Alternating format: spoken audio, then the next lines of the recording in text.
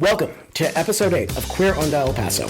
Today we focus on the transgender experience as we talk to June Contreras and Brandon Merritt, who tell us about the Bloom Education Project and their education series on gender-affirming care and self-advocacy. They share with us their professional and personal stories to help bridge understanding within our own LGBTQ community. We began our conversation with Brandon and June as they share their pronouns and a little about their stories. So I'm Brandon Merritt. I use he, they pronouns, and I identify as a genderqueer person, male presenting, man presenting. And so I moved to El Paso in 2022 in the summer because I took a job at UTEP, and I teach in the speech, language, and hearing department. And I have been really interested in the work I've done with gender-affirming care and how gender is communicated through the ways that we speak, the ways that we move, the ways that we just comport ourselves for communication purposes. And what brought me to that is, I have an identity that's not necessarily cisgender and aligns with these traditional notions of what a man should be. And I've never felt that way. And so for me, it was really important to have greater representation, not just in our field, I think, but just generally about gender diversity and just the facets of this identity that can manifest with people. I think for too long, people have basically categorized it as either this or this, and it's nothing else. But I don't think that's really the lived reality of many, many people in the world, historically, present day, and in the future. So it's that passion for spreading that knowledge has really driven me to be here. So thanks for inviting me. You're more than welcome. And so I assume that really truly is a non-binary identification. Is that how you would categorize it? Yeah, I think so. There's lots of words that can be applied to describe it. And I think people, have their individual ways that they think about it and address it. And non-binary is a way that many people feel comfortable describing it. Yeah. And it encompasses kind of this fluidity and this idea that you can either lie somewhere in between these two endpoints, but maybe even outside of those two endpoints. And like within this binary framework, even between those two spaces is not sufficient to describe your reality. That makes perfect sense to me. Thank you for that. That gives us a lot to work with as we continue our conversation. June, taken from Brandon's lead, tell us a little bit about your life. Yeah, so my name is June. My name is June Michelle. I'm 32 years old, and my pronouns are she, her. I identify as a woman. I learned about this around the age of 27 or so around 5 years ago. Prior, I had ran away from a lot of what I thought were intrusive thoughts about things, signs that were the signs that I was clearly maybe queer, I guess, right? And it was terrifying for me, that notion of being queer, so due to my lived experience, I think. And so that took me quite a bit to accept. But now I have, and now that I have, I'm a lot more happier now. So yeah. When you say that you accepting yourself as queer, when you were younger, did you identify as strictly homosexual, or did you know right away that you were kind of gender fluid, or what? How would you describe that? So up until about 24 or 25, the best way I can describe that to you is trying to be the manliest man I could be without knowing what that meant. I think you described the manhood for many, many people. Their sexuality. That's a lot of lived experience. Yeah. Right? Yeah. Trying to find that place because I think it's more informative to look at it from the place of like, well, what would happen if I wasn't scared, if I wasn't intimidated? And I really don't know what would have happened because, I was socialized up to a certain point in a certain way. And now that I'm trying to explore the damage that socialization has done to my soul in one way, and undoing that stuff has been hard, but So a lot of that, what you were talking about, and I think Brandon can help inform us about this, is this idea of the language associated with gender identity.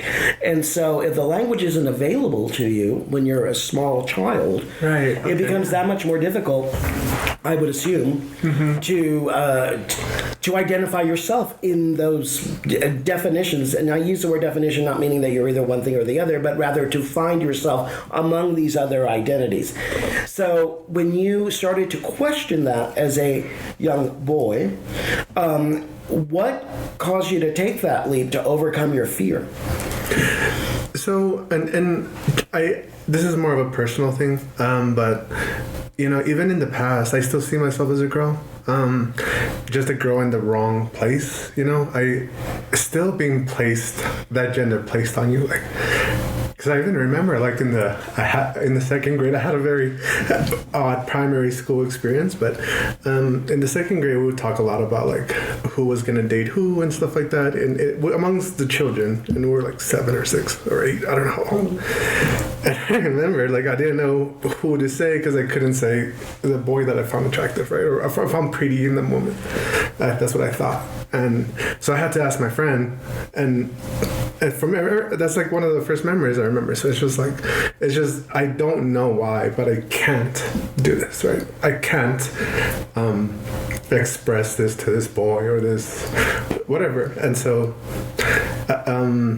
it was like an intuition that you had. Yeah, but because no one had anyone ever told you that you couldn't. Well, or it was just the socialization of your environment around you. Yeah, so the environment was pretty bad. I want to start off by saying that I love my family, right? I love everyone in my socialization process. But yeah, I'm sure many here can relate about the machista culture here in El Paso, and maybe you can tell me a little bit about your experience with it. Well, I grew up with a father who was a plumber who hung around with a bunch of vatos, and and a brother who was very very heteronormative and quite boisterous and quite a dangerous character sometimes. But and so I was quite different. So yeah, my experience was that I danced around. I had a really high pitched voice. I was really thin and and sang at every moment. And I was and that's different. why we were best friends. Because I think we noticed a kindred spirit. Yeah. But my experience is actually the same in that we grew up a block away from each other. Izzy and I did. Yeah. And my father was a very macho, very old-fashioned macho thinking, very man runs the house, and this is what a man is, and this is what you learn. And I knew in my heart that I wasn't like that. I learned how to play the game, but I knew that I wasn't being true to myself, even at a very young age. So in that respect, understanding the transgender experience, I do get. Mm-hmm. It just seems that we as a society are really put a halt at gender identification when it comes to being a young person and kind of experimenting or trying to work through those issues. I think it's easier for gay and lesbian children now. I don't think it's ever terribly easy all the time. Right. And every experience is different. And there seems to be like ebbs and flows, right? Where like it seems like it gets harder and easier during different periods of time. Well, and you bring something up that we did want to talk about. This unique experience specific to El Paso and our Chicanismo, our Latino culture, mm-hmm. and being a transgender person.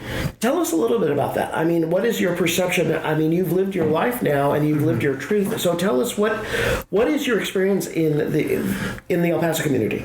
Within the El Paso community, it's slightly mixed, I think. I mean, I think it's more indicative of El Paso itself. I think it's important to start the conversation about the dynamic nature of El Paso. How, like, if we go down 20 minutes down that way, I don't know how long we have Segundo Barrio, right? Mm-hmm. Yeah. Probably one of, if not the most poor neighborhoods here in El Paso. Mainly immigrant families and undocumented mm-hmm. families. And then we go to the Northeast. We have mainly, from my lived experience, like military families, things like this, right? Uh-huh. You go to the East Side, you go to the Lower Valley, it's a different group of people. At least in terms of, we're all El Pasoan, right? but in my lived experience, it's noticeable. And so it's different. I don't notice it if I'm at UTEP or I'm in businesses around UTEP, but I notice it elsewhere in El Paso. That's an interesting dynamic to bring up. Yeah, Absolutely. It's true. And as a matter of fact, let me finish off with this, because my parents, and just to be clear, my father is not machista. It was everyone else around me, but that was a very nice saving grace to not have that. Sure. Right, but even my parents, they ask me where I'm going, right? They ask me if I'm going to UTEP or if I'm going, what side of El Paso I'm going to, because it matters to them, to their perception in terms of my safety. So that's been sort of my experience. And so, when you started studying at UTEP, did that give you a little bit more room to spread some wings and to kind of identify yourself in that experience? And then I want to talk to Brandon about how important it is for a university to foster that kind of environment. I think so. I think number one is the environment, but honestly, number two is also the ability to have access to mental health care. As a student, you have access to certain services that other people in the city just don't, and it's a sense of privilege that I have to be able to discover my transness and accept it and nurture it, because I have access to those services by virtue of just being a student. So I think it's those two big things that made a huge difference for me. Brandon, what about, or rather, tell us a little bit about what is available to people at UTEP, or why it's important for a university to help foster that sense of community. Yeah, so UTEP, they definitely have a lot of resources for students when it comes to mental health, counseling, and food pantries, tutoring services, support services. And it's true, if you're a student and you're enrolled at that university, you have privilege that other people don't have. And certainly if you're a faculty member, I come to this conversation today with a lot of privilege. I'm a white, male-presenting person, and at the university, we're granted a lot of resources and things. And so students, I think, come there hoping that they'll be able to find a safe space. And I think we definitely strive to do that in our college, in our department. And the university, I've only been here 2 years, but I feel like in the last, from what I've heard, 4 to 5 years, they're starting to be much more inclusive when it comes to gender and gender diversity. At the state level, we've got a lot of political forces right now that are trying to quail some of that. But I think ultimately a university is a place that fosters thinking, and it's meant to be a place that you ask questions and you talk about things. And so I think that's what we try to do daily. And in my mind, nothing is really off the table as far as what can we talk about. And that's why I really enjoy, even in El Paso, even in a place that might be perceived as really conservative, having the opportunity to talk about gender diversity in an academic way, in a personal way. Being able to meet June and have June now in my life has been great. It's been a really eye-opening experience for me. I'm learning a lot from her as well. Yeah. What's interesting to me is that you do come from where do you come? Where did you come from before El Paso? Yeah, so I grew up where Dolly Parton's from, in the Smoky Mountains. Oh wow! See, and that's an interesting perspective into itself, because you came here a couple of years ago, and so I'm assuming that you understand your experience with other communities that you've lived in. Is there anything that you can identify as unique about El Paso and how we regard the LGBTQ community, or? Yeah, I mean, in my experience, it's a bigger city, so you have a greater population of people, and that, of course, is going to just result in more diversity than other places. But yeah, I think the culture here is really grounded in a rich Catholic tradition in a lot of ways, and definitely the machismo culture, I think, is prevalent. But I would also say where I'm from, there's a certain maleness that's performed a lot in the Appalachian Mountains. You need to have a truck and some rifles and some cow testicles hanging from your truck. Certain symbols that perform your gender in the right way, and I see things like that here. I don't think I've been here long enough to see a lot more nuance than that, though. Well, it seems to make sense. I mean, one of the things that does characterize El Paso is the importance that we place on family, and it's not just lip service. I mean, the way people form their households in El Paso, while I think it's not completely unique, there is something that is the foundation of this community, and that is family. And so that changes a lot of the dynamic of when somebody in your family is queer or trans or anything in between, or anywhere that's different, with irrespective of sexuality even. I think that the default is kind of acceptance fairly easily. I think that family is placed kind of more important. What do you think about that, June? Has that been your experience? I think it's really nuanced and complicated. My experience is yes, family wants to be there for you, but it doesn't. It's interesting. I don't know if I don't know if this has just been my experience or if you guys can relate, but to me it seems like El Pasoans are like family, but like individualistic form. Like it's like I'm part of the family, but I'm gonna have my opinions. I'm gonna have my ideas. I'm gonna have all these, and if it hurts you, I kind of don't care because we're family, right? So, but then it's just like, wait a minute, don't you have the incentive structure upside down? Like if you care so much about me, shouldn't you care about the things you're saying? Yeah. And so it's difficult to understand because materially, support is there, but emotionally and spiritually, it's almost like the opposite of support. It's like, I've heard things as far as things like it being said that it's someone's opinion that, and I'm sure that this will give you some flavorings of political leanings, but that the maybe lefties or liberals at the university are like, instead of helping me with my mental health disorder, they're giving into it by telling me that I can be a woman, right? And so they're saying stuff like that, but it's like, but we love you though, and we want you to be okay, right? That's what we want for you. But they're kind of indoctrinating. They're letting me know what's better for me. They're telling you how to be. It kind of brings to mind the kind of gay re-education, movements where people say, okay, we love you, we love our gay son, but you need to go away to some camp where you're going to pray the gay away. Yeah, just don't be real loud about it. But what's interesting is that it's kind of guised in love, right? But is it really acceptance? Yeah, and that's difficult to understand because if you see their reaction, they do react like loved ones. So it's difficult to say, no, you don't love me, right? Because their behaviors, mannerisms, their presence, it's love-like, right? But the rhetoric is not love-like. So it seems to me that maybe it's like a cultural difference of like maybe Mexicans care less about rhetoric. Mexican Americans, Chicanos, I don't know. But we're there physically, but I don't know about rhetorically. and that was something that I was wondering, what would be supportive if you think about what would you like to have had said to you as you were growing up, and so that I think for the families who are listening, who might be listening, that they might have a way to talk to, because they don't come with an instruction manual either. And so I think, what would you like to have heard, or what would have been helpful? Honestly, I think it's true of all people, though. Because what I wanted was just to have, because I had ideas and emotions and feelings, but I had no way of expressing them, right? Like no way to bring them out.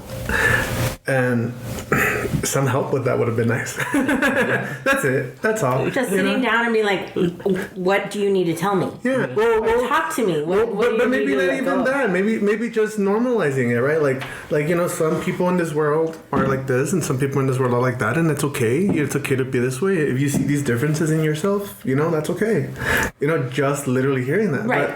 But I think, and I don't know if this was your guys' lived experience here in El Paso, but it seems to me that maybe we get used to growing up with like internalizing blame as self-blame, like it's like your fault and it's your fault. Yeah, that's not exclusive to, to trans people. A lot of us who are Hispanic and Catholic know guilt very well. And talk to my Jewish friends, and they'll tell you they experience that tenfold. Oh yeah, absolutely. Yeah, so I think that's kind of like, I think that to be part of a loving family, immediately guilt comes with that whole thing. Yes, it does. And so I think some help with the guilt, like make the guilt something that we all share, because you don't know. And we do know that we all have self-guilt, but we don't know that we all share in it, right? Like if my brother does something that he finds shameful, or my sister does something that she finds shameful, and I also maybe feel that if I did that I was also shameful, I feel like we're sharing in the shame, right? Like we're the kind of the same person here. Right, boy or girl, it doesn't matter. We have that same feeling. Yeah, and it's like, I see you feeling that. I see you going through that. You're okay. It's fine. You don't have to feel ashamed about that. But I don't know. That's asking for too much, because it's like people are busy. People are busy with their own minds. People are busy with their own issues. So but I guess as a parent, I think just talking about the guilt specifically, because, but like you said, it's very cultural. So it's not. I don't think it's up to the parents. I think it's bigger. And changing the culture. Yeah, I think that's a good point. I think that we can't expect our parents or our family to solve all of these problems. I mean, working through shame and guilt issues is part of the human condition. Fostering, however, an environment where you tell your family members, we all feel guilty or shameful at a particular time, but you need to work through that, is different. Right. And I think that is the pivot that we can make. And we're here to support you as you work through it. Right. We're not going to abandon you. Right. Yeah, that's important. Definitely. Well, and the reason, because, I don't know if you guys can relate, but I feel like some Mexican families would be like, why would you ever think that? And it's like, well, I don't just socialize myself with you guys, right? I socialize myself across the world. I'm a Mexican American. I have other influences in my life. So that means that my influences aren't just you guys. So if I have a sense that I might be abandoned, maybe it's from somewhere else, right? But the family can still help with that, right? Like, that's crazy. Of course we're not going to abandon you. That's it. What I find interesting is that what you're bringing up as part of your personal, and we appreciate that, your transgender experience even, is not uncommon or not unlike gay and lesbian people were talking about 20 or 30 years ago about the same process. So I've been wondering, as someone who's identified as a gay man since my early 20s, I'm now 55, and I've been around all spectrum of gays and lesbians and and heterosexual, everybody. One of the things that still remains a mystery to me, one of the last bastions of mystery, is the transgender experience. And I think that drives a lot of fear in some people. So tell us about where we are in this moment, in your opinion, about transgender visibility and the challenges that come with that. What do you mean by transgender visibility? Well, it seems to me like, for better or worse, transgender issues have been in the news, bringing it to the forefront and making it a political movement or an anti-political movement. And it seems that while I think a larger number of people understand what it is in concept, they have very little understanding of what it is personally. And so how do we work through that? It reminds me of when, it reminds me when people would, in the 50s and, when people were gay and in the closet and living these secret lives, it's like it took a lot to get to the issue of becoming more visible. But what's interesting about that, now that you mentioned that, is that in those periods of time you're mentioning, we're not dealing with recommendation algorithms, right? We're not dealing with the notion of like digital echo chambers or silos and such. So the idea of transgender visibility, it really means, who are you talking, like whose eyes are you talking about, right? Like whose eyes that are looking at the transgender people are you talking about? Because are we talking about people who tend to watch, listen, and consume content such that it's hateful towards them? Because if it's such, the likelihood that they will see them in a positive light is extremely low, right? Right. Absolutely. And the inverse is also true. If your eyes are not, you're not observing from a perspective that's hateful, then you won't see it as maybe so weird or so crazy or so whatever. And so I'm wondering what role that also plays in it. Well, I think it plays a very big role. And Brandon, you could probably tell us a little bit about that idea. I mean, we do live in a increasingly binary world. You're either for these people, whichever people, or against these people, whichever Absolutely. people. And it's very difficult to get in the public eye or ear anything that's in between. It's one or the other, and that's what we seem to play to. As an educator, what do you think of that, Brandon? Yeah, I completely agree. I think politics have become really vitriol, and it's definitely the us against them mentality on either camp that that we're currently in with our two-party political system. Yeah, and what June said, it's like how the lens that you view it through. Like, what's the tint on that lens? And I think depending on which camp you're in, that lens is really different, for sure.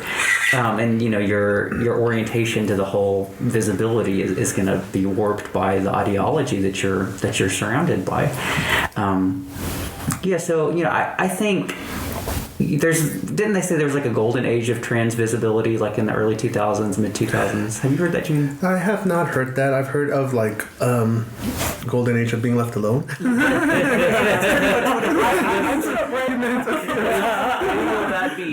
Yeah. I mean, but there was a time not that long ago when transness was just looked at as kind of this quirk, like this oddity. People didn't really, but they weren't like violently against it the way that we have become in the last 5-6 years. And it's a scary place to be. But there's a saying that first they ignore you, then they laugh at you, then they argue with you, and then you win. Right. So we're in the arguing stage right now. So I think it's the visibility. It's a hard place to be, but I think we have to just push through it. We have to put our feet in the sand and just really stay where we are, hold our ground, continue fighting. And I personally believe that we have brighter days ahead of us. We're in that dark tunnel right now. Yeah. Well, and I think politically that a lot of conservatives will use transgender as just a weapon, as a tool. Fear-mongering. It's fear-mongering, exactly. But to align people underneath and to play to their base. The whole thing about going to your gender-specific bathroom or playing in sports or those sorts of things. Reading to children. I mean, without being disrespectful to the people that are going through it right now, we're talking about a minuscule number of people. It is almost an individual case. And we're somehow turning it into this huge, nationwide debate. Like there's going to be 100 transgender women trying to get into the girls' bathroom, they're going to come, they're going to swarm. And be careful. And that's the imagery that a lot of people benefit from conjuring. Right. And unfortunately, it mongers hate and misconception. But I think Brandon's point is a good one. I think that when you finally get to that point where that they, after the laughing at you and the arguing with you, the idea is we're not going anywhere, and irrespective of what you think, I'm not going to change. Yeah. So when they finally understand that, they, meaning the people that are opposing whomever in whatever situation, when you're talking about a person's individual reality, and when you finally realize that reality isn't going to change no matter what you say or what you do, then you just go, okay. Tell us a little bit about what are some of the misconceptions that you perceive people have about transgender people. I think, so when you talk about being a gay man and you say, me realizing that I'm a gay man, would you say that you ever changed from being straight to being gay? No. You've always been gay. Well, earlier we talked with June and we asked June when you were a boy, when you were a young boy. And so it's kind of that mistake of saying you were a boy, but then you changed to being a girl. You've always been a gay man. June has always been a girl, a woman in her mind, right? Nothing ever changes with our identity in that way. I think what it is becoming more aware of ourselves, understanding that identity, coming to acknowledge it, to embrace it, and then sharing that with other people.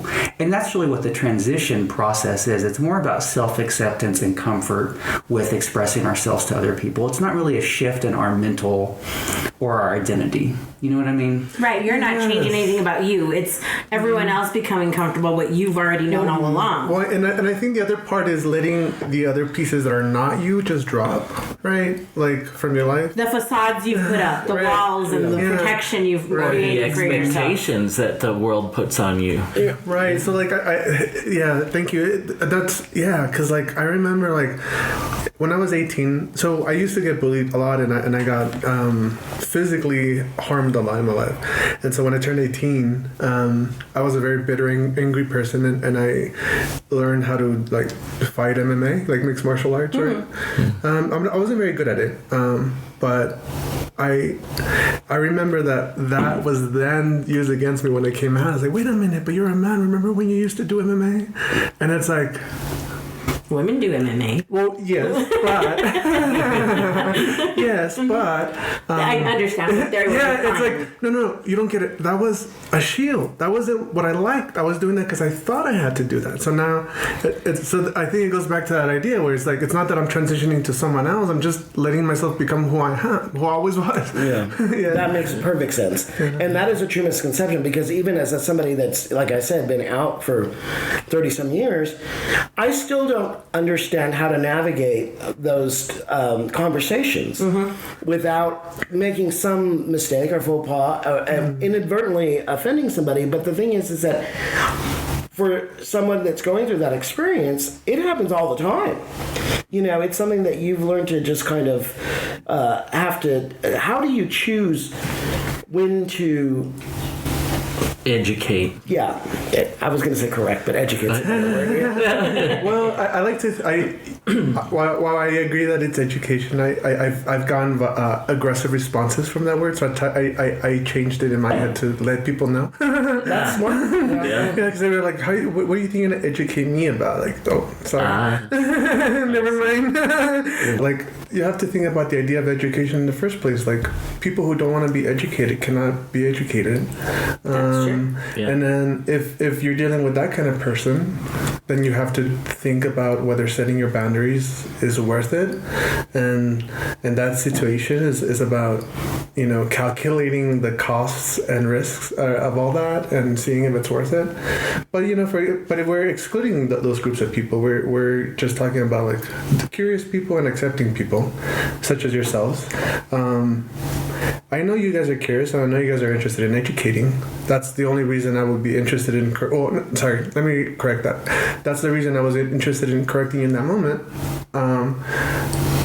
Personally, it would depend on how much our relationship is worth to me, right? So, like, if it's important for you to stay in my life, I probably won't be able to not let you know. But in that same vein, someone who's you're important in their life is going to be like, I'm sorry if I did this wrong. You know, like, what can I change to make this better? You know, that kind of stuff. That's a good point. Yeah. Someone who's involved will want to be better. And choosing your battles is still to this day. You know, when where I work out, I go to a swimming pool where it's mostly at the time of day that I go is, you know, men that are older than I am.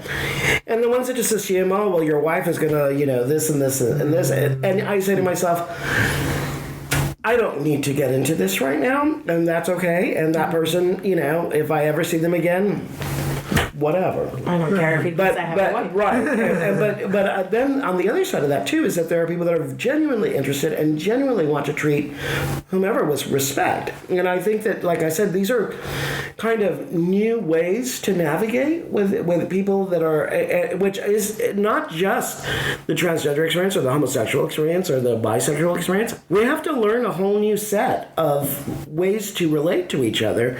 The language that we use, Brandon, I think this is your area of expertise. What would you tell allies who are wanting to know and understand someone better, how to approach someone, and, you know, without making them feel like they're less or different or any of that? You know, I think that's a big, you know. I mean, I think, you know, pronouns are always a great place to start with people. You know, like when I introduce myself, I'm Brandon. I use he, they pronouns, you know, if I'm talking to other people. And that kind of opens the door, like, okay, I'm at least aware and open to this idea of some diversity in this aspect of the person's life. And a lot of times that sparks conversations in and of itself, just, you know, that you're sharing your pronouns. Some people don't like that. Some people really, though, appreciate it, you know, and they really want to learn more. You know, and so when I say he, they, like, there's a lot that's tied up there in that, right? So it's like, oh, you know, and so they might want to talk to me a little bit more. And if I feel comfortable, then I can open up a little bit. So you're just kind of filling the waters with it. But yeah, I think that's always a great starting point for people. And it's not something that you can, I think, fully wrap your head around in 10 minutes, even a 10-minute conversation. So there's lots of resources now out there. If you do want to take a little bit of time to learn more about diversity and gender diversity, and its similarities and distinctions from sexual diversity, definitely, I think just go do a little bit of reading. There's great books out there too that have been published from people with lived experience and people who have, who study the gender diverse experience. So maybe I can share with you all, like in text or something, some good resources if you want. Yeah, we'll put that as part of our blog, definitely to accompany this. And that's, for people that are of that mind. I mean, prior to this interview, I, leafed through some of the different options that were available at my Barnes & Noble, and I found 3 or 4 different books. One was a graphic novel that I thought was really kind of neat. I don't remember the name of it. But that was me and getting ready for this interview. Very different when you're just walking down the street or you're at Target. Have you ever had an experience where somebody comes up to you and immediately kind of addresses you in a way that might... No, I haven't had that experience, but I think you're touching on something really interesting and important in El Paso, because I think a lot of people are curious. I think a lot of people want to understand and know how to support, and I just don't think there's some structure in place, or I guess maybe in their minds, that might help them understand that. And I think it's maybe because we live more in a personality-based space right now, where who do I go to get more informed about this? But then you get into that same trap of how do you know this source isn't going to be telling you something ugly or whatever? So no, yeah, I don't know what the solution is to that, but I do think El Pasoans are interested in supporting and are curious, and they just don't know how to go about it. See, and that's, I think, the conversation that I wanted to kind of explore a little bit more, is that, assuming that the people that are certainly listening to this podcast and the people that we perhaps come in contact with in our circles, in our families, in our friends, groups, classes, those sorts of things, we're already beginning from that area of privilege where our acceptance meter is pretty high compared to other circumstances. So then how do you take that acceptance meter and really turn it into a true engaging experience? And I think you're right. I think that there is very little instruction for that. I mean, and it's individual. I know there's no formula, but there must be certain things that would be comforting for you to hear. A lot of people... Oh, I see what you're asking. Yeah, okay. a lot of people, are even turned off by the fact when people are very adamant about their pronouns, which is why I came to the conclusion that Your Highness will do for me. and that's how I expect to be regarded. But I might steal that. But you know what I'm saying? It's like, what would you give our audience, particularly knowing that it is a allied and LGBTQ rainbow audience, how would you recommend that they approach some of these more delicate subjects? What would you like to hear? I guess it depends on the context, right? Right. So, can you help me understand what context you're discussing? Because I think it would be different if I'm in a doctor's office. I'll tell you. Well, and that's true. But I'm saying, as a gay man, I don't want to misspeak or hurt somebody's feelings that is going through a situation that is different from mine, but not all that different in terms of wanting to just be included and wanting to be understood and seen. And so within our community, I know that I understand, and the public space is different. Right. Certainly in the medical space, you're dealing with a whole different set of issues. Right. We can talk about that in a minute. But for lack of a better word, your rank and file queer. Your rank and file queer. How would you like to be welcomed? I think just like everyone else. I'm not sure what, I want to be welcome like the woman that I present myself. I'm not sure really how to answer. It's just that simple. That's exactly right. right. That's exactly right. Well, just let her live her life. Right, you and know? that's where I think that pronouns become important. Because that immediately tells somebody, this is how I identify, and if we're going to have an exchange, this is how I expect to be regarded. And I think that that's important. So I guess if anyone's like listening that's transgender, non-binary, I would suggest that you start off by saying your pronouns, like, oh, hi, my name is June, she, her. I learned that from Brandon, and it has made my life easier because you also have to remember that people aren't always in your own head, and that's a problem I have because I think I'm the center of the universe. Well, you are, dear. We're all the center of our universe. That's a commonality. There's a lot of universes in this right now. So even it could be the most accepting, the most loving person in the world, and just because you were ambiguous in your way of speaking, now they don't know how to address you. And you should be kind to others and be explicit about how you should be addressed as well, I think. And how do you feel about people asking you up front, what pronouns do you use? I don't care at all. I'll just answer, she, her, and that's it. Do you see issue with that, Brandon?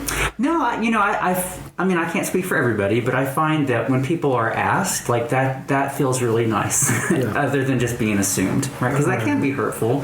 And so, if you're unsure as a person who you're, speaking with, I'm always like, can you tell me what pronouns you prefer or what pronouns you use or are?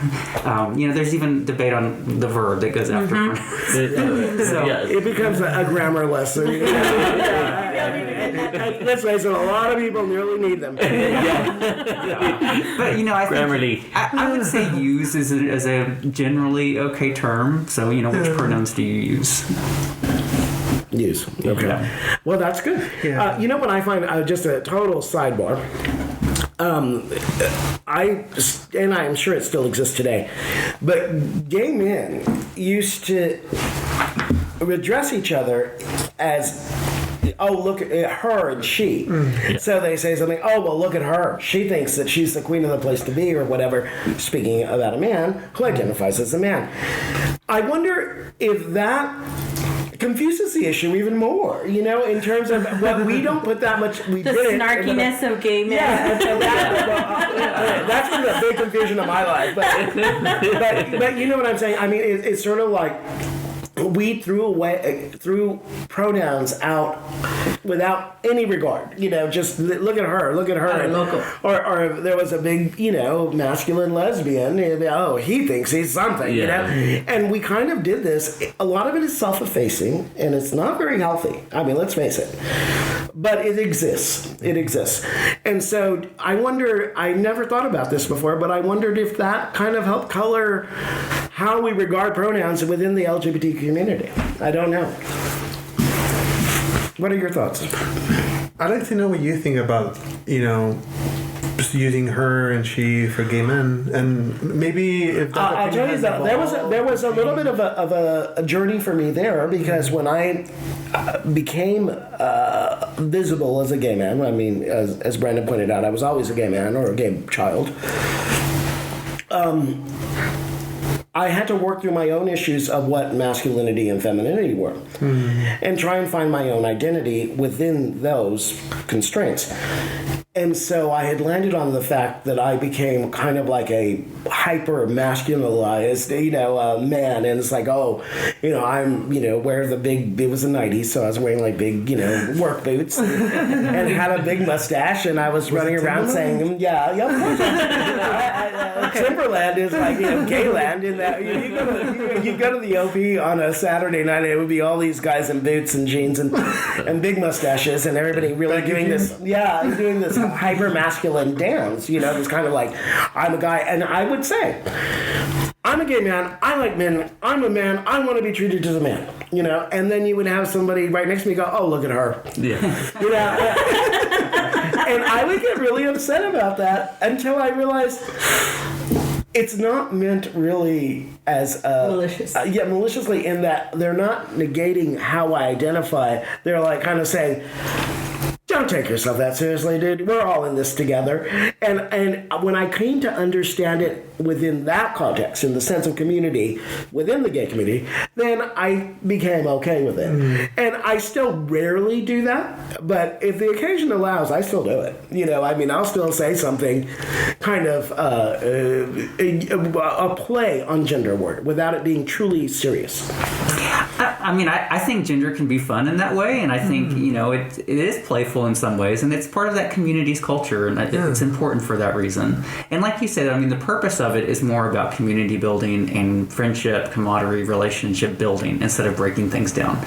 Right. You know, and personally, that's the distinction. That's right. Yeah, personally, and I think it's kind of wonderful that we as gay men embrace the feminine aspects, because I think to a certain degree there exists a little bit of a question about in society about why would you want to be anything other than a man, you know, and that kind of thing. There's a masculine. Whatever do you mean? Yeah, Not this patriarchal world that we live in. That's exactly what I mean. That Who is wouldn't want to be a man? yeah, and so the question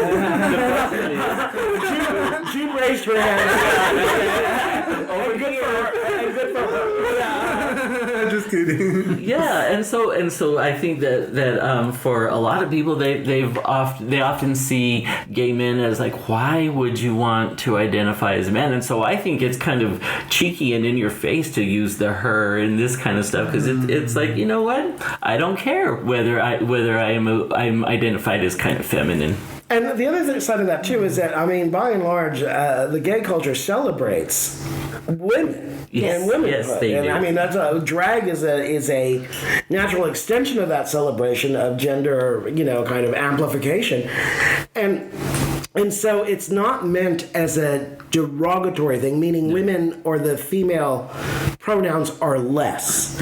It's just like Brandon said, it's more just fun. Right. And there's a big difference there. That's, to me, the distinction. It's a whole different podcast if we start going into how women are treated just in society in general. Well, that's You right. know, I was interested. That's kind of what I was wondering, because I was wondering to what extent is the ability for you to just either have it bother you and pass on. To what extent is that attributable to the fact that you identify as cisgender, right? Because it's like when you're playing around with gender, but that's the identity that society has used to oppress you, it might be a little harder to play around with it, right? Not to say that gay men don't get oppressed, right? Because gay men, Sure. get, you know, if they don't, I mean, I wouldn't speak for gay men, but I've at least seen that, you know, masculinity does try to put down other type of men, I guess. And it's kind of along those same lines that I'm thinking, I guess. What would you say to somebody that insists on calling you he, him? I don't say anything. Really? I move on, yeah. I mean, I don't want to waste my time, to be honest. Yeah, if they're that hung up on that, then it's not worth your time. What you were saying earlier about picking your battles. Well, listen, I did some of that last semester. I'm really busy. I'm struggling really hard to keep up with Brandon. Brandon is a workhorse. He knows how to do a bunch of stuff, and I'm trying really hard to keep up with him. I can't waste my time trying to make sure that these people are like, oh, let me take another hour to make sure that you understand why my pronouns are here. Yeah. I mean, sometimes it's enough just to exist for those people. Like, you know, I'm alive and I'm thriving today, and that's enough for me. You know, to say you. Right. Yeah, absolutely. Yeah. So it's but I understand the question. It's a personal choice I had to make, because at one point I do want to align my professional career towards helping, like, the rhetoric and the image and the visibility, like you said, of trans people towards more positive things. But there's a huge plate in front of me right now, and I need to make sure that gets finished before I can move on to other things. But I am interested in contributing to that for sure. Tell me a little bit about your day-to-day life or any of the challenges that you encounter. We talked a little bit about going to a doctor's office and that sort of thing. Is that present any challenges to you that you hadn't perceived, or that somebody that isn't experiencing what you're experiencing may not even have taken Be into aware account? of. Yeah, the ability to. So you know how hospitals you can write a preferred name and all that stuff. Yes. It doesn't matter. It really doesn't matter. At least not in my experience. Because every time I go out, I tell them it's June. They're like, who? I'm like, June. And I'm like, what's the last name? And it's like, oh, okay, hi, sir. And I'm looking like this. See, that's a very good point. And it's just like, okay, you know, what am I Well, going to do? it's not even. I'm not even going to try and correct you right now. But the thing is, I have, right? I've gone through the battle. I've talked to managers. And it got changed at one point by this really sweet lady that wanted to fight for me. And she eventually called me back and said, hey, June, I'm sorry. I have to change your number back. I mean, your name back. My boss told me that I had to personally call you and that this was basically my punishment. So I'm sorry. And I was like, wow, I'm so sorry this happened to you. Just change my name back. I don't care. But yeah, like, but I mean, that's what the legal name change is for, I guess. So that will eventually change, hopefully. I see. But I mean, now we're talking about barriers, right? Legal barriers, Right. For me to be treated the way I want to be treated.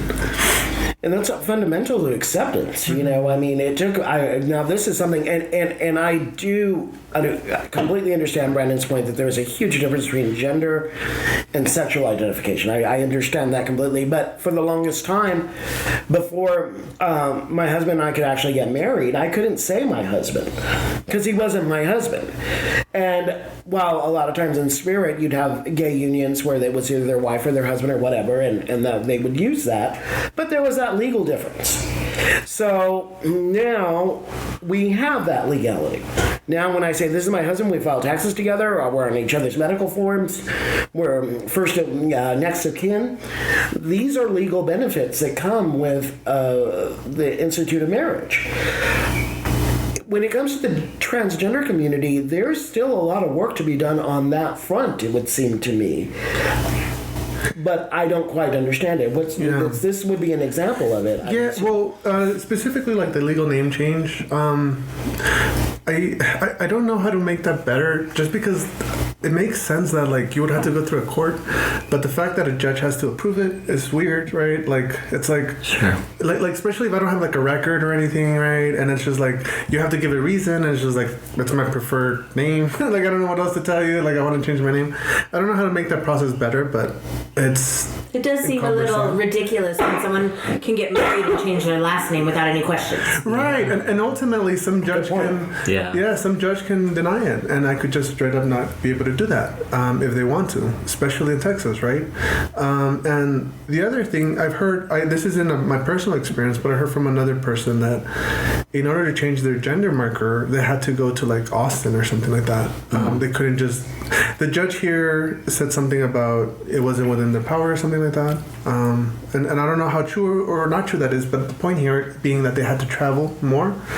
And so that's more expense and more time I was and more gonna say. and not necessarily hurdles. and not necessarily available to everybody. right. You know, I mean, certainly, Exactly. you know, there are trans people in all economic and socioeconomic levels, and some certainly have resources available to them, and some simply don't. Yeah. And somehow or another, we have to keep that in mind. And I love that you all began this conversation talking about this idea of privilege, because you recognize that and as a good thing, not as a bad thing. Right. Well, I mean, it's always a good thing if you can leverage your privilege for your community.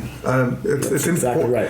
It's important. I mean, the only way to change things is within a community is for the community members that have privilege to leverage it for the ones that don't. I don't see anything else. And there's, I mean, privilege and privilege leveraging is huge in El Paso, not just for the LGBTQ community. You know, we have a huge like underground population of people who just live here, and they need a lot of support.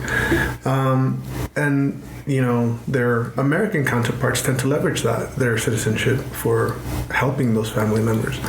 It's the exact same situation. I mean, queer people get affected by the same thing, and I've met trans women from Juarez, and you know, there was one that I had met who she was on hormones and for a while, but she had never seen a doctor, right? And Brandon's a lot more qualified to talk about the dangers of that, but it's kind of dangerous to do that. So, and for example, I have the privilege of being able to see a doctor and be cared for in that way to ensure that my health is okay. So yeah. That's interesting. Brandon, can you talk a little bit more about that? Some of the resources that are available or are lacking in certain parts of our community? Yeah, sure. So, a lot of people who don't have health insurance or access to qualified healthcare providers, they'll get hormones off the street, basically. You can buy things over the counter much easier in Mexico than in the U.S. And so people will do that, and they'll ship them over to the U.S., carry them over, and then the community here will kind of pass around, And what's especially dangerous is the needles if people are injecting testosterone. Sometimes the needles aren't clean. You don't really know where you're getting these supplies and things, and so that leads to higher rates of bloodborne pathogens, infections like HIV. With estrogen, if you're taking that, it's a pill form or a patch typically, but that can increase your risk of stroke. And a lot of people don't realize the dosage really matters, and you don't necessarily need a lot of estrogen if you're transitioning, but they don't really know that, and so they'll just take a lot and they think, I'm going to transition faster, and that causes blood clots, strokes, heart issues. So it's a big problem around here. But the Bloom program that we started doing was designed to help teach people more about those dangers and how to safely use injectables, the risks of estrogen and unsupervised hormone use like that. So, we hope that some of the resources do help, but I would say if you are in a position where you're not able to get healthcare supervision, that you just be very careful with your hormone usage, and you think about some of these risk factors and just try to mitigate as best you can. So knowing where your injectables are coming from, thinking about how much you're actually taking. And I don't know, June, do you know of any clinics that do accept people that don't have insurance that at least could get a consultation? What I remember Project Vita saying was that they cannot turn you away. So I think you can attend. I forgot what kind of hospital or clinic that is. It's a special kind of clinic.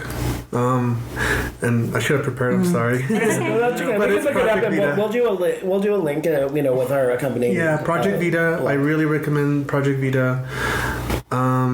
If I can say, I don't know if I can say their name. Dr. Tony Ramirez? Yes. Okay, cool. We met her recently. Yeah, she's amazing. She's absolutely amazing. If you guys can go to Project Vita and get an appointment with her, she's awesome. Yeah. Brandon, what about, I understand you're also involved in the educational side of it, and either through, is it UTEP or the Borderland Rainbow Center, or what kind of programs are available there? Do you know? Tell us about your program. Yeah. Oh, okay. So the Bloom program, so we started that back in February of last year, and it's Borderland Resources for Gender Minorities, and it was through UTEP in conjunction with Borderland Rainbow Center. And so we got a small grant to make that connection with them and kind of build a health-related program. And so with Bloom, we decided we wanted to work with gender minorities in the region. And so the goal of it was to provide education and resources for the gender expansive community here, but also to train students who are in these health professions to be comfortable and confident in working with people in the community.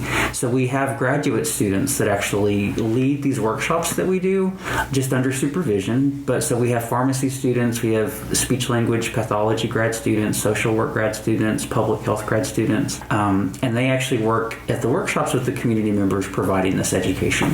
So it's kind of that two-prong. How does one make themselves? How are these projects available, or are these seminars available to the public? Where do they go to a website, or how? Yeah, so we have an Instagram account we promote on. It's bloom.l.paso on Instagram.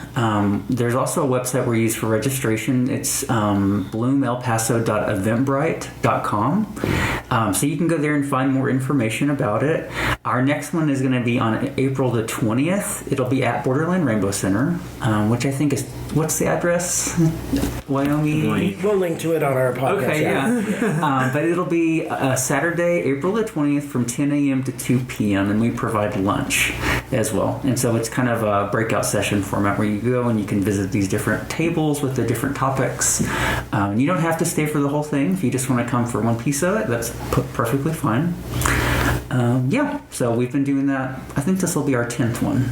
That's great. That's really amazing. Yeah. Well, this has been illuminating. Thank you all. You all are lovely to talk to. Brandon, Jim, Likewise, thank you very much. Thank you we all. appreciate your time. We'll be providing all the necessary links to our accompanying at www.queeronda.com. We'll put all the links and your photos and anything else that is relevant, but we appreciate it. So for now, this is he, she, and she signing off. All right. And that's a wrap on this edition of Queer Onda El Paso. Find all of the valuable links and further information at queeronda.com. That's queeronda.com. Izzy, I think that went really well, and I'm looking forward to next month when we talk to David Villanueva and Marina Ardavino with Ardavino's Desert Crossing, who are presenting their Pride Market. Oh, that's cool. Yeah, that's kind of a way to kick off Pride Month. So we'll look for that. And then after that, we'll be launching a weekly episode all throughout Pride Month. So be on the listen for that. Yeah, it should be fun. For now, this has been Ted? Zizzy, and this is Ceci saying agarren la onda, queers. we'd love to hear from you. Email us at feedback@queeronda.com or visit our website and leave a comment. www.queeronda.com. That's www.queeronda.com.